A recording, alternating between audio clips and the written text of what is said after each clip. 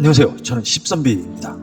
요즘은 새로운 20대 청년이 조수로 와서 같이 일을 하고 같이 밥을 먹고 있습니다. 이곳 김해 식당에서도 둘이서 밥을 먹을 때마다 백신 접종 여부를 칼같이 확인합니다. 저는 1차와 2차 백신을 접종했습니다만 3차는 맞을 생각이 없습니다. 언제 올지 모르는 백신의 부작용이 무섭고 부작용에 대처하는 정부의 행동을 믿을 수가 없기 때문입니다. 그래서 저도 3개월이 지나면 저 역시 미접종자가 될 겁니다. 제가 미접종자가 된다면 같이 일하는 친구와 같이 밥을 먹을 수도 없습니다. 그래서 마음속에 걱정도 생겨납니다. 이렇게 삶의 기본권을 제한할 정도로 3차 접종이 그리도 필요한 것인가에 대해 의문이 생기기 시작했습니다. 의사단체에서 현재 정부의 방역 패스를 상대로 집단 소송에 나섭니다. 학부모들도 방역 패스 반대에 나서기 시작합니다. 정부는 방역 패스가 미접종자를 보호하기 위해서 있다고 설명을 합니다. 식당에 모여서 밥을 먹을 때 접종 완료자는 면역이 있기에 괜찮지만 미접종자는 바이러스에 취약하기 때문에 미접종자를 보호하기 위해 식당 출입 제한을 시킨다는 것이 정부의 설명입니다. 이게 무슨 소린지 이해가 가십니까? 집단 면역이란 무엇일까요? 식당 손님들이 10명이 있을 때 8명이 접종자라면 그중 한두 명은 백신 접종을 하지 않아서 면역이 없는 사람이 있더라도 모두가 감염으로부터 보호가 된다는 그런 개념입니다. 이게 집단 면역입니다. 이러한 상황에서 코로나 바이러스를 두려워해야 될 사람은 백신을 맞은 대다수의 접종자가 아닙니다. 면역이 없는 비접종자인 겁니다. 하지만 현실은 정반대입니다. 면역을 가진 8명이 면역이 없는 2명을 두려워하고 무서워합니다. 면역이 없다는 것은 복균자라는 뜻이 아닙니다. 면역이 없음에도 멀쩡하다는 것은 감염이 안 된 깨끗한 상태라는 겁니다. 그런데 현실은 이 깨끗한 상태의 사람들이 코로나를 널리 퍼뜨리는 병균처럼 취급받고 있습니다. 그리고 더 절망적인 것은 이러한 중세시대 마녀사냥 분위기 몰이를 국가가 나서서 하고 있다는 겁니다. 백신을 맞으면 감염률이 낮아지는가? 백신을 맞으면 중증률이 낮아지는가? 백신을 맞으면 집단 면역이 생기는가?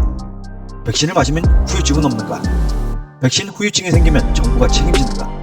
도대체 몇 차까지 맞아야 그 집단 면역이라는 것이 생기는가? 10대, 20대에게 코로나 사망자가 많을까? 아니면 백신을 맞고 죽은 사람이 더 많을까? 백신 패스에도 불구하고 커피숍, 헬스장은 왜 영업시간을 제한당해야 하는가? 일본과 대만, 스웨덴은 백신 접종은 자유입니다. 이 나라들이 왜 한국보다 감염률, 사망률이 오히려 현저하게 낮은가? 도대체 국가는 화이자와 어떤 계약을 한 것인가? 이러한 질문에 국가는 대답을 하지 못합니다. 같은 이야기만 반복하고 있습니다. 접종 이익이 더 크다는 거죠. 도대체 국가라는 것이 무엇입니까? 국가가 없던 원시 시대에는 인간은 제약 없는 자유를 누렸습니다. 하지만 항상 생존의 위협을 받았습니다. 내가 살기 위해 타인을 죽일 수도 있었기에 이러한 삶은 모두에게 굉장히 비참하고 불안하다는 것을 깨닫고 국가라는 것이 생기게 됩니다. 국가라는 울타리를 짓고 개인들이 자신들의 자유를 조금씩 양보해서 공동의 이익을 추구하게 된 것입니다. 그래서 우리는 국가에 세금을 내고 의무를 수행하고 그것에 대한 대가로 한 개인의 안전과 나와 내 가족을 위한 여러 가지 서비스를 제공받는 것입니다. 하지만 인간으로서 최소한의 기본권까지 국민이라는 이유로 강제로 희생당할 생각은 없습니다.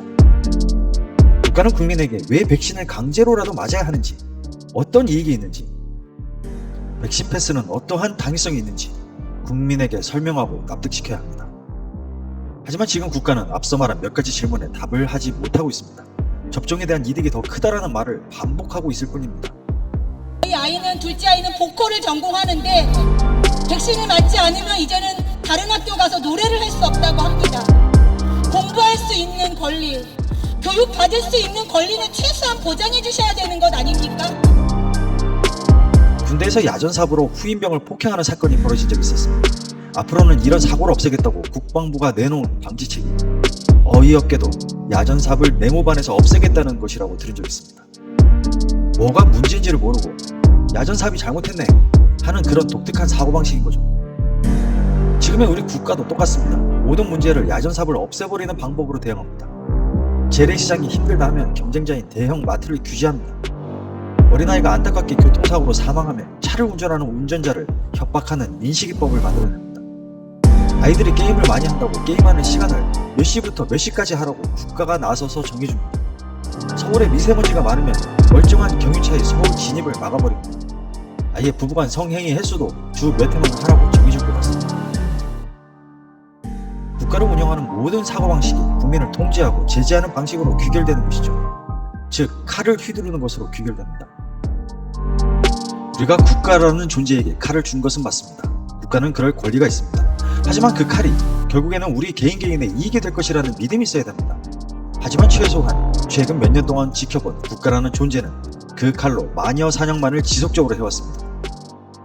재래시장이 어려운 이유는 대형마트가 원흉이었고, 우리가 어려운 것은 일본 탓이었고, 이태원의 코로나 확산 시에는 이를 모를 게이 한 명의 동선과 인적 사항을 인터넷에 박제해버리는 그런 마녀 사냥을 해대었습니다. 그때 이유는 신천지였고, 그리고 그 이후는 교회, 이제는 접종자 미접종자를 갈라서 미접종자가 코로나를 확산시키는 마녀로 등록이 됩니다.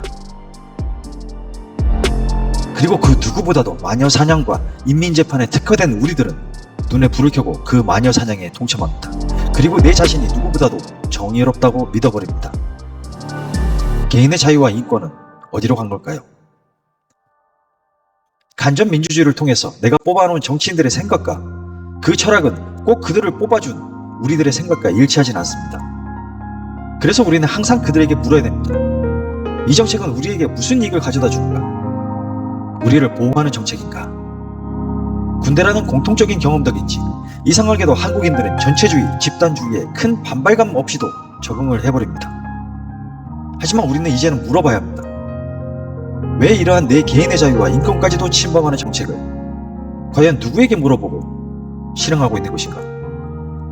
그 대답을 들을 수 없다면, 아니 그 대답을 하지 않는다면 그에 저항하고 내 의사를 표현해야 합니다. 그것이 우리들이 초등학교 때부터 주문처럼 수십 번, 수백 번 들어왔던 자유민주주의, 우리 국가이기 때문입니다.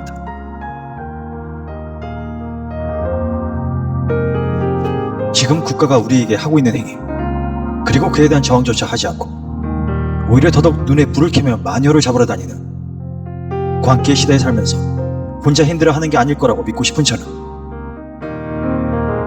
십선비입니다.